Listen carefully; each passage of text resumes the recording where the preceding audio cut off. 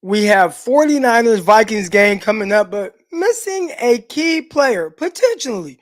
The outlook on Christian McCaffrey, his calf/Achilles injury, what to think about that. We got Coach Dezi, the specialist, to talk to us about that. And also 49ers Vikings. It's almost game time. Let's go. Intercepted. It is picked up by Aaron Crocker over midfield. He'll run it all the way into the end zone. Touchdown. Crock Talk TV podcast. Peace.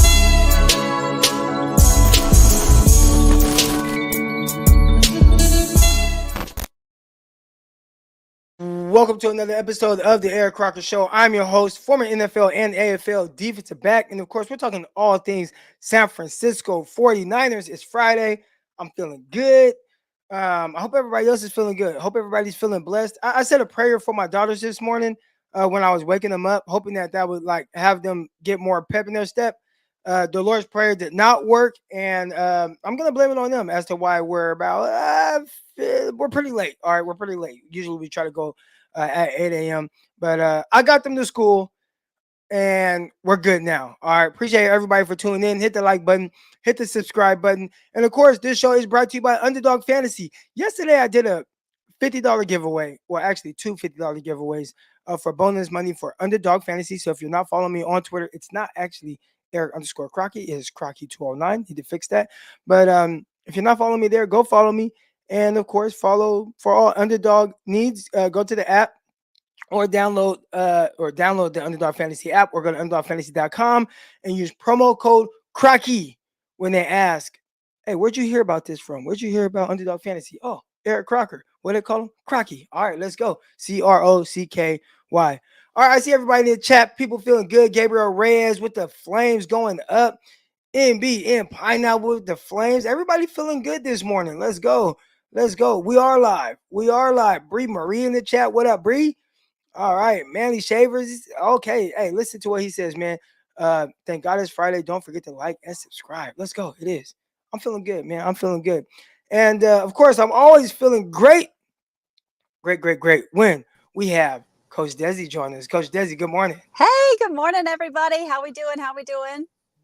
Oh, man, doing good. And thank you for your patience. I know I had told you, I'm going to try to make it by 8:10. It might be a little after that. There's a few minutes after that, but all right, we're here. Of course, you're our resident doctor of this show. You kind of talk. I know you're not a doctor, but, you talk us through a lot of what's going on with, the injuries and whatnot. So I think first there was a guy who is injured right now. Chris McCaffrey did not play against New York Jets, but I haven't gotten a chance to talk to you since the Jets game. So sitting there watching the Jets, I know Thursday night was the Baltimore Ravens game. Your husband is a Ravens fan. They took an L. I would assume that the Monday primetime game was a little bit more enjoyable for the family to watch. Of course. The Thursday night game, I mean, he was so frustrated. And I've been there, right? We've been there. We've had those seasons where you're just like, damn, this is not how you want to come out in game one. But they were up against the, reigning Super Bowl champs, Kansas City Chiefs. So I tried to reassure him. At the same token, he didn't even care to watch the rest of my game. We were doing so great. So that's fine. I watched till the end. It was a good game.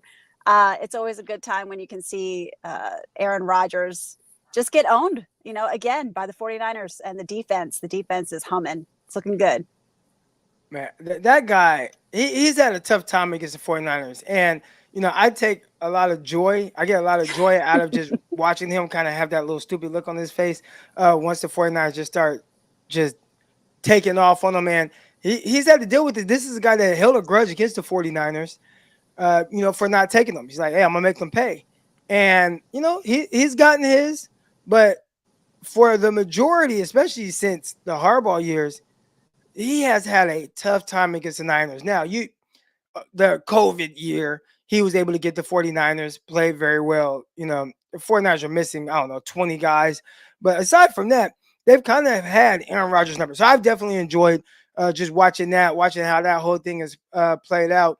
I think the 49ers escaped that game with very minimal injury for as far as injury reports go. But there is a player who is going through something right now, Christian McCaffrey, and we have been talking about how we knew the calf injury. They started talking about Achilles. I have had Achilles tendonitis, so we've touched a little bit on that, but we've talked about it more from the perspective of a regular civilian, right? Just a guy who probably runs. We lost Coach Dezi. But anyways, we've been talking about the Christian McCaffrey injury from the regular civilian perspective, and I've I've kind of brought up my experience with it. And, every morning I wake up, I have some issues. Every morning I wake up, it's very stiff, it's very sore. I am not doing any type of rehab on my Achilles tendonitis. All right. So in the NFL, how it works, if you're hurt, you got to be in the training room. All right. And they're doing everything. You get ice, you get stim. They're going to put the thing with the leg, it like goes over your legs. They're going to have you in the whirlpool, right? There's this pool and it has like a camera in there and you're doing all kind of exercises that they're having you do. You got a hot tub, you got cold tub, you got ice baths.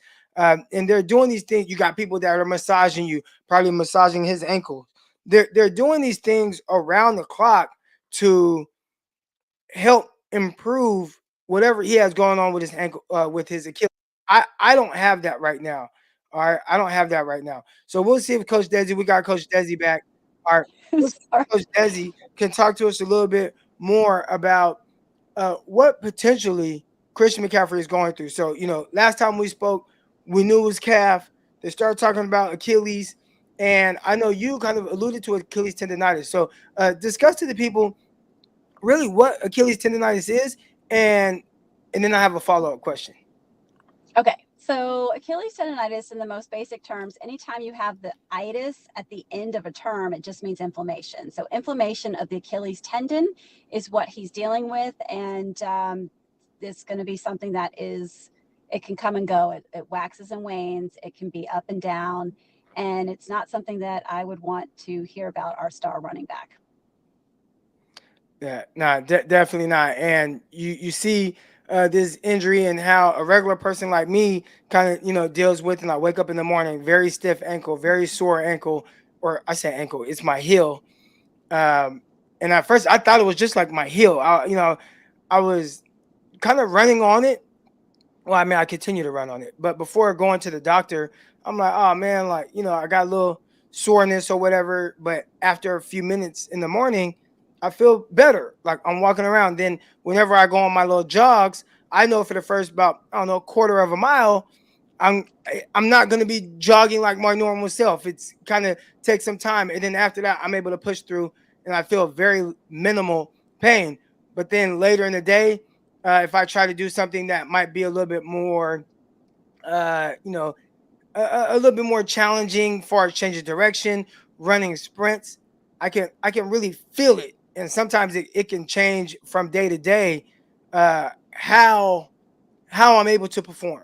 Now, again, a lot of my stuff is just running sprints with my high school kids, doing drills with my high school kids, but there is this sense of man, I'm not 100% myself. Like this is not how this is not the Eric Crocker I'm used to being able to move like. So for a guy like Christian McCaffrey, who is in the NFL and he has trainers on him and doing stuff around the clock, how how uh how do you think this works in the sense of him uh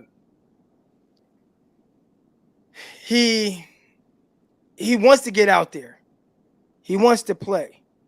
Would you try to save him from himself in a situation like this, or do you think that there's no long-term effects if he were to go out there say Sunday morning and play against the Minnesota Vikings? Like is there any more risk for injury?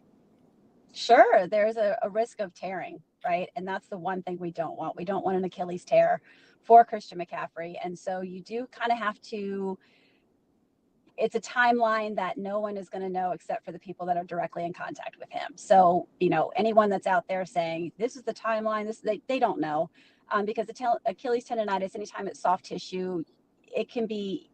And I guess my question is, he was having some issues towards the end of last season. Did it completely go away over the summer? That's such a key piece of information, because if it went completely away, then we're dealing with just an acute inflamed situation on top of maybe chronic problems there, right? Which is very different than it never settled down and now we're still having issues. And that just changes the prognosis moving forward. If it never calmed down, I mean, I think we're talking more about a possibility of him getting in a boot and maybe ending up on IR. But if it's more acute, I don't think we're ready to say that yet. So there's just some key information that we don't have access to. But to your point, the way that you described Achilles tendonitis is exactly that. And that tissue is so imperative. It's so important to the lower ankle. Anytime you press your foot down and raise up on your toes, that is the Achilles tendon, and it's attached to all of those calf muscles. All that energy comes down the kinetic chain and goes to your foot. That's where your power is. And in a running back where you're pushing off the ground so much, it is his life link to his movement, to all of our movement. So I do have concerns. I have concerns even if he does make it back, that, it's going to be in short stints. Do you remember when we were talking about Eric Armstead with his plantar fasciitis? Yes. And waxing and waning, he would come back and then back out. That's kind of the situation that I hope isn't the case for McCaffrey, but would not be surprised if it were. Now, in the chat right now, we have Chris Roscoe, and he says, CMC said last year and this year are not connected. But anytime I hear calf injury, right, and I remember seeing this with it was Kevin Durant. Kevin Durant was playing for the Golden State Warriors, and he was having these calf issues, and then he plays in the game, and boom, the Achilles ruptures. Could there be a circumstance where a player thinks that, it's not related to each other, and it's only my calf that I'm having an issue with, but then come to find out, oh no, like, because it's all connected. Last year when you were dealing with that calf injury, there wasn't just a lot of stress on your calf. It was also maybe coming from some tightness or something with your Achilles that maybe you weren't even aware of. Yeah, I think it's a way to be elusive. You can say calf, but it is connect. Your Achilles tendon does connect into the calf muscles. So you can say calf, and not necessarily be wrong, but you're not being as descriptive as maybe you would want to, or would not want to. Depends on what you're trying to put out there. You've got athletes that you don't want to show their weak point. And so if you say certain things, it makes the situation. And of course, betting, right? Betting is a big part of this game now. And so it changes the betting if you know this is the scenario versus this is the scenario. So I think, to your point, an Achilles tendonitis is an Achilles tendonitis. There's no confusion over muscle belly of the calf versus the Achilles tendon itself. I'll ask you the same question. You're dealing with Achilles tendonitis. What does your calf feel like? Or is it my calf actually feels fine? See, that's what I'm saying. I think it's pretty distinct. So I think that's my 2 cents on that. Okay, yeah. I didn't even know it was my Achilles. I just thought, there's something wrong with my heel because it's so low. It's like basically like that bone kind of on the bottom part of my heel. So I'm just thinking, like, there's something wrong with my heel. Why is my heel so sore? Why am I waking up and it's hard for me to walk for the first 15 minutes of the morning? Why when I'm running with my kids? Matter of fact, when I first, it felt like it happened out of nowhere. I was doing some DB drills with my kids, and we were running, and I was like, and I just couldn't run. And I'm like, why am I feeling this pain in my heel? So then I kind of just, had to chill out that day, and most of the drills I just kind of lightly demonstrated. I'm like, why am I having these issues running? And then from there on, I've just continued to have those kind of issues. And again, some days it may feel a little bit worse than others, but for the most part, it's pretty consistent with, uh, you know, no, there's something wrong, and your body's telling you something's wrong. Now we have heard CMC say that he could play in a game if need be, right? Like if it were a playoff game, he's good to go. The issue with that is, yes, good to go. They give you that what is it? Not cortisone. Is it a cortisone shot? No, it's Toradol. anyways, they give you that shot and it will mask Toradol. any Toradol. They give Toradol. you the Toradol shot. So they'll give you that Toradol shot and that will mask whatever you're hurting. But it doesn't fix it.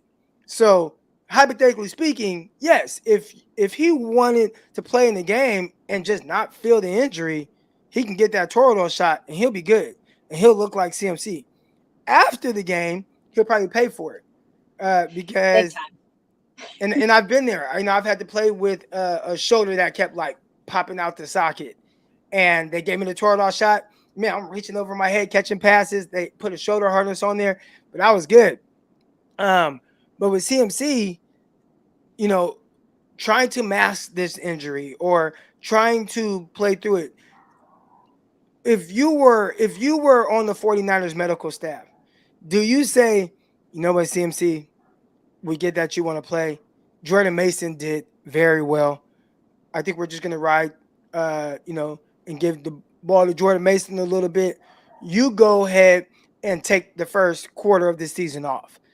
And do you think maybe that potentially would help? Because I know with me, the doctor told me the only way to fix this Achilles tendonitis that I have is to stay off of it. And I'm like, stay off of it. Like, you know who I am? I'm like super active. I'm doing soccer stuff with my daughter. I'm going on mile runs, trying to run in a little half marathon or 10K. I coach high school kids in football. I'm demonstrating and I have to be the example. What do you mean? Just not be on my foot. And what he told me was, well, if you don't stay off of it, you're just going to create these long-term issues and you're going to end up in a boot. And I'm like, in a boot? Like, what do you? So for Christian McCaffrey, do you suggest saying, dude, you just kind of have to stay off of it for a month? I mean, again, I don't know the exact timeline, but I say give this man as much time as he needs. We are in good hands with Jordan Mason. I think we have enough weapons on offense, and our schedule over the first couple of games is not something that's too terribly scary. So I think do what's right by Christian McCaffrey, and let's save our prize running back and see if we can get him 100%, because we will need him. There will be a time in the season that we're going to need him, and I would rather him be available and 100% for those games than like, really, we're going to pull him out for Minnesota. Let's be smart about this. And I think they are. In the chat, Solo says, Croc, you have to switch your shoes. I was having the same issue. I actually did. I went and bought some, I went to Fleetfoot. And yeah, because I originally, before I went to the doctor, that's what I'm thinking, like, oh, it's just the shoes I'm wearing. Right. At that time. Right. Oh man, like I just maybe have to get some better shoes, not knowing exactly what I was going through with the Achilles tendonitis. But there's some issues here. Let me go buy some good running shoes, because the shoes I was running in before. Hold on, I have them right here. I'm gonna show you guys what I was running in. Hold on, people.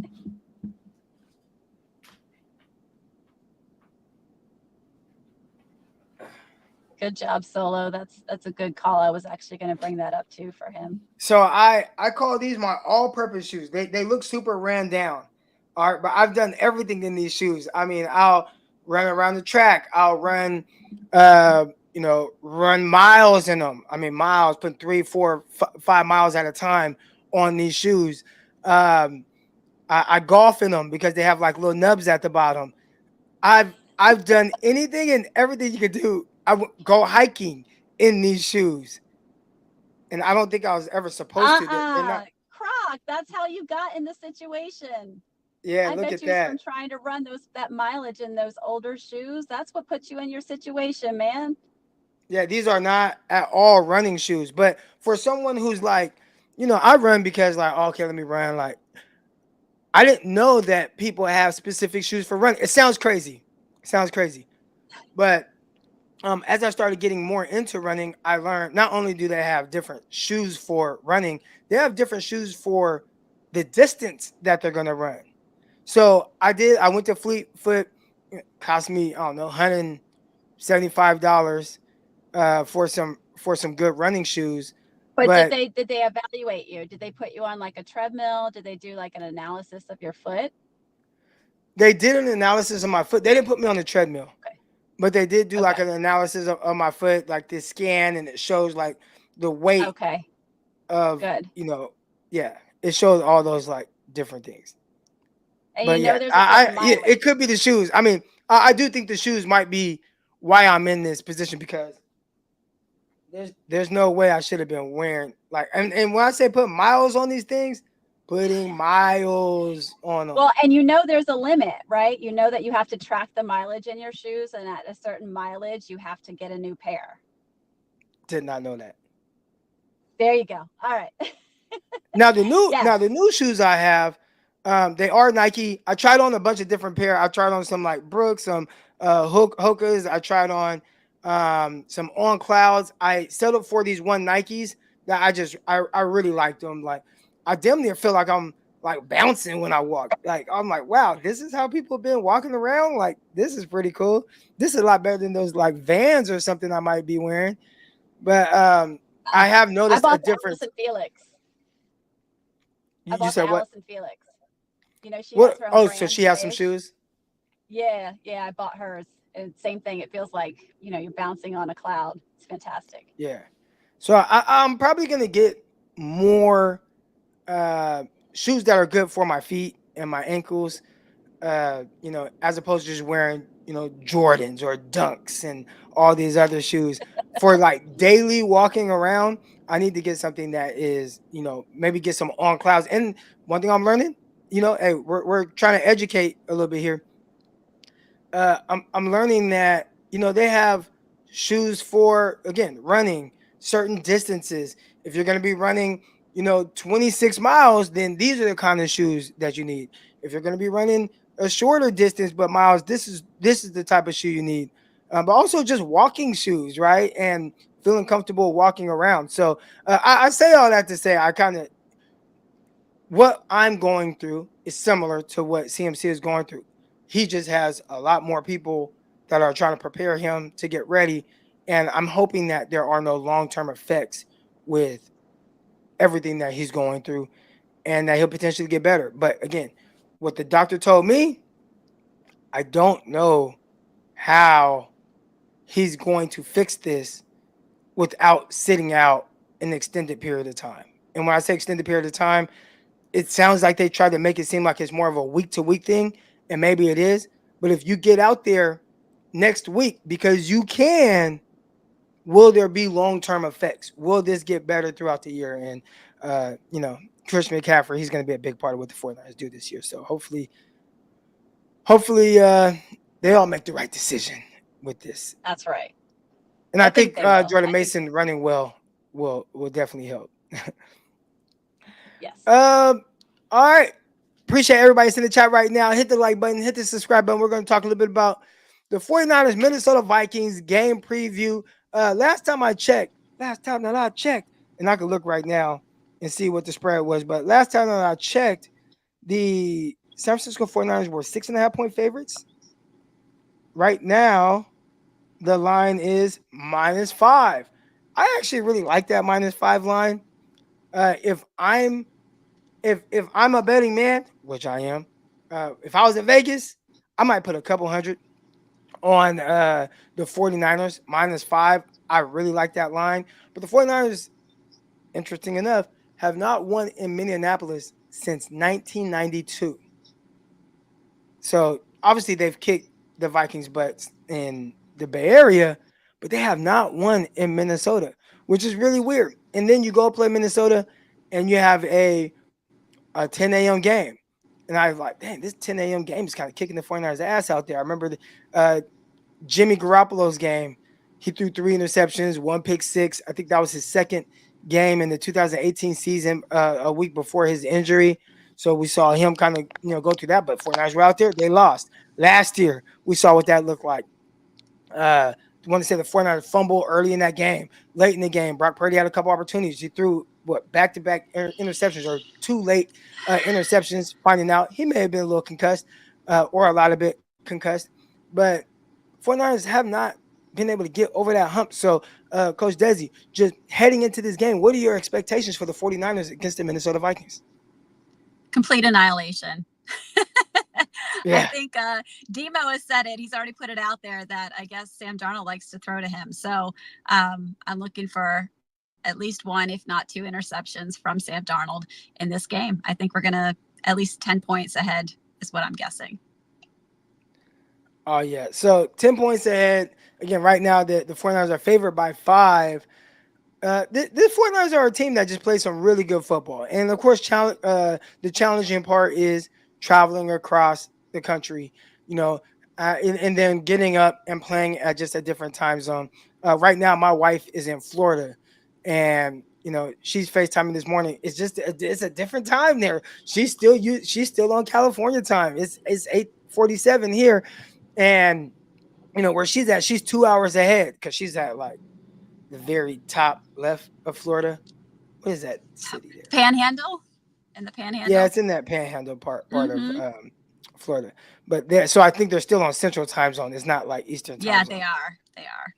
Like the rest of Florida. But, it's a different. Your body has to wake up. So 49ers, hopefully that's not an issue. I've seen these Kyle Shanahan teams perform very well dealing with those circumstances. I wouldn't expect anything different.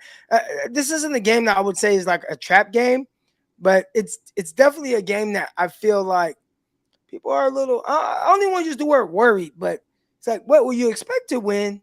But man, I expected the 49ers to win last year when they played and get back on track, and they didn't quite do that. Who do you think, if I told you right now, 49ers win, who's the player of the game? Fred Warner. Did you see that man come out in this past game against the Jets? I mean, he had that Dre energy. Like, he looked like he was a fireball shot straight out of a cannon. It was amazing. Like, he is here for it. And I was too. Like, that defense looks like a thing of beauty. And I'm really excited to see what they do this year. Yeah, so far the early returns on, changing the coordinators. You had Wilkes last year, and I see in the chat, Johnny Does Football, he talked about why the 49ers lost that game. He said, man, got concussed. Brock Purdy got concussed, and that Wilkes zero blitz before the half. And the zero blitz, to me, it was always, I look at it from 2 perspectives. Why the hell are you doing it when it's a team that like doesn't have timeouts left? If they did, they had 1, but I don't think they had timeouts left. So why would you do a zero blitz? Why wouldn't you just keep everything in front of you? First and foremost, just keep everything in front of you, make the tackle, make them have to work. But however, in his head, he had it playing out. It actually started to play out that way until Jordan Addison just completely took the ball away from Charvarius Ward. Like, he just took it from him. So if you're thinking, all right, I'm going to send a zero blitz, even though it's kind of idiotic to send that blitz right now, but I'm going to send this zero blitz, and the quarterback's just going to have to heave the ball, and all right, Charvarius Ward, you just got to make a play. My guy is better than his guy. Like, if that was how it played out in his head, it played out that way, except for that last part where their guy ended up being better than our guy on that play. So I think that was a big kind of a turn of events for him, too. It feels like the 49ers just got destroyed that game, but they got 22 points.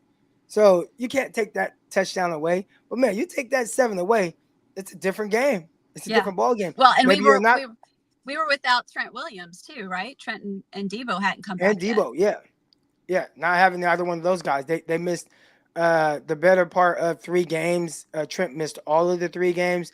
Debo played a little bit in the Browns game and then missed the following 2 games. But the 49ers went on a losing streak there. You talked about Fred Warner, and I love it. I mean, Fred is working on becoming Defensive Player of the Year, says CT Niner. And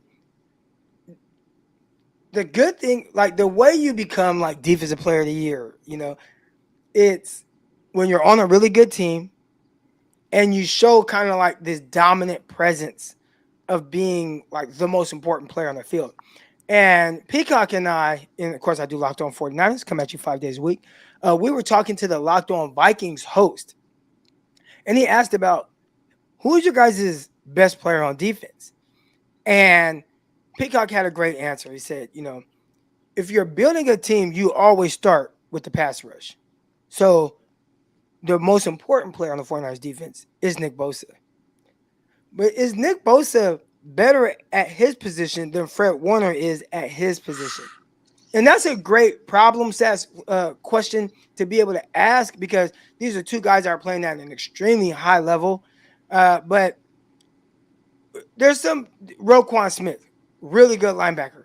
I think it's kind of universally known Fred Warner is the best linebacker in football. And you watch him, and it's easy to see why. And we see him flying around, and we see him punching the ball out, and we see all that, but he does very well in coverage as well. Nick Bosa, while being a great player, he is not the best defensive end in the NFL. Matter of fact, right now, there's two guys I would just take over him without even having to think about it. And there's a third guy who I think is kind of challenging. But those two guys, Myles Garrett and TJ Watt, I think they're just better than Nick Bosa right now. Yeah. And the guy where it's kind of like there's a conversation is, and that's JJ Watt, I meant TJ Watt. But Myles Garrett, TJ Watt, like to me, those are the best defensive ends. And then I have Bosa right there, but there's a guy who I feel like he's up there with Max Crosby. Like Crosby he's great. Hella good.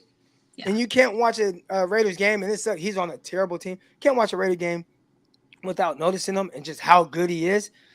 But those three guys, you can make an argument for being better than Bosa.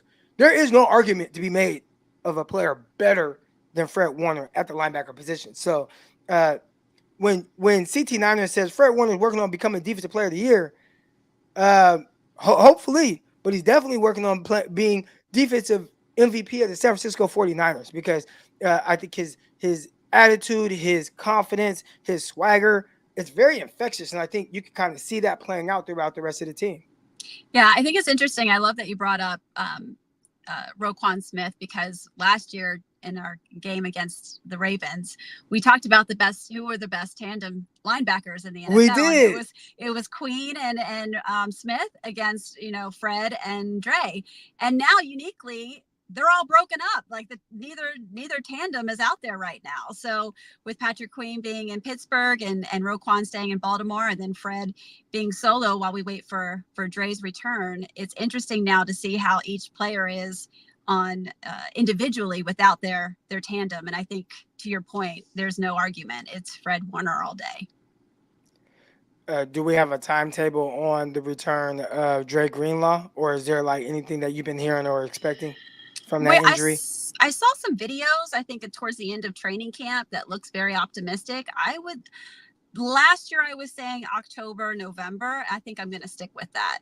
And I'll be pleasantly surprised if it's any sooner than that.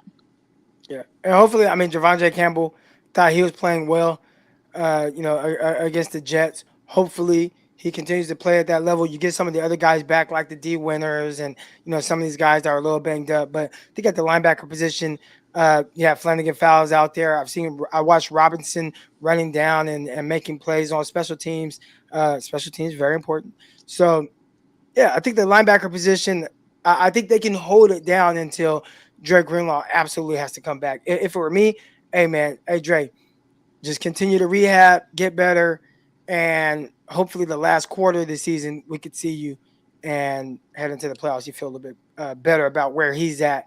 But we know that also takes a little bit of time as far as improving that Achilles and feeling like it's 100%. Yeah, it'd be great to level up towards the end of the season, right? Like let our backups kind of come in, take care of it. Let our stars really get the rest. And then how badass would it be to just level up in like November? Like everybody's like, oh, here come the 49ers. Oh shit, they done got these people back. And that's just like that'd be everything. I would love that. I would love that.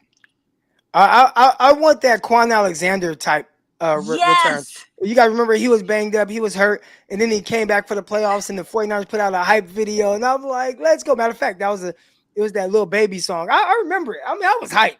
And he went to the game against the Vikings. I think they got him back, D4 back, but that was exciting time. So yeah, 49ers have a lot of players that can definitely help right now, but and we're gonna need you a little bit later in the season. We got Dirty Crockett in the chat, and he says, Crocker, where you get that hat? Pretty much all my hats come from two places, and I just randomly find it. Lids, which I'm pretty sure a lot of you guys are familiar with, that no secret lids, all they have is hats. But a lot of times they'll have like cool 49er hats, and I'll end up grabbing one. I feel like they're always having like new styles every few months. They'll have a new style, and I might just grab one. But aside from lids, the other place that I feel like is really slept on as it pertains to getting hats, very slept on, very underrated. Shoe Palace. And do you guys have Shoe Palace out there in Florida? I'm trying to think. I don't know if I have ever seen one in my area, at least. In Maryland, I definitely have seen it, but I don't think I've seen it down here. So Shoe Palace, and of course, I'm in California. I'm in Stockton, so they're gonna have 49ers stuff. They randomly will have like the 49ers jackets, those gold Niner jackets with the with this type of writing on it that everybody loves. They'll randomly have those starter jackets, but hats, they randomly end up having like some dope 49er hats. So those are typically the two places. I'm typically not online buying hats. Matter of fact, last time I bought some hats, I bought them from a Dad Gang. I went on that dadgame.co or whatever. I bought 4 hats, and they said it was delivered, and they never got delivered. But anyways, that's a whole nother story. I want my money back. But I spent like $140. But aside from that, yeah, lids, Shoe Palace. And Shoe Palace is very underrated. Go to your local. They're not paying me. I shouldn't even be, propping them up. I'm about to tell people go to your local Shoe Palace and stuff like that. But go to Shoe Palace, man. That's where they might have something for you. And it's hit and miss. It's hit and miss. So it's not like they always like you just gonna go in and see all these dope 49er hats. But here in Stockton, they usually have some. I bought a few from Shoe Palace. I think I actually got this one from Lids, but I have some other ones up there that I'm looking at that I know for sure I got from Shoe Palace. I think I got this one from Lids though. It's nice. Looks good. All right. Any prediction? I know you said 49ers by 10. Are you just gonna stick with that? I think, yeah, and I think I'm going to stick with us being in the 30s again. I think we're back to that level. I think we could do like a 32, 34, maybe 34-24. Last week I said we were going to win by a Money Moody field goal. Well, I don't think we won by a Money Moody field goal. We won by several Money Moody field goals. So I think this week we'll have a bigger gap. Definitely 10. It's my prediction this year. 6 for 6 on field goals. Money Moody. He was definitely money that night. I want to thank everybody for tuning in, man. Hit the like button, hit the subscribe button. And Coach Dezi, tell everybody where they can find you and all your work. I'm Coach Dezi on Twitter and Instagram, and I'm also on Wednesday nights on my own podcast, Girlfriends of Football. Come check me out on YouTube. All right, make sure you guys check her out. Make sure you guys support. That's going to do it for this episode here.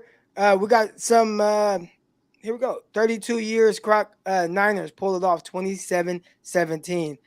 Johnny Dale says 35-13. I could see that. I could see things snowballing on Sam Darnold. And he's playing well. He did very well week 1. I could see like just kind of that, I don't want to say coming down to earth moment, but man, threw an interception. Guys make plays. 49ers are tough because they continue to put themselves in scoring positions. So very tough team that can definitely pour on a lot of points. I'm taking the over on Underdog Fantasy, promo code Crocky. I'm taking the over on Moody's points. I typically do. So yeah, we'll be rooting for that. But that's gonna do it, y'all. I gotta get out here, get ready for this 3-month house walkthrough from the builders. Everybody else, man, you guys have a great day. Coach Dezi, thank you. I appreciate you. And as a show. We'll be back Monday. Peace.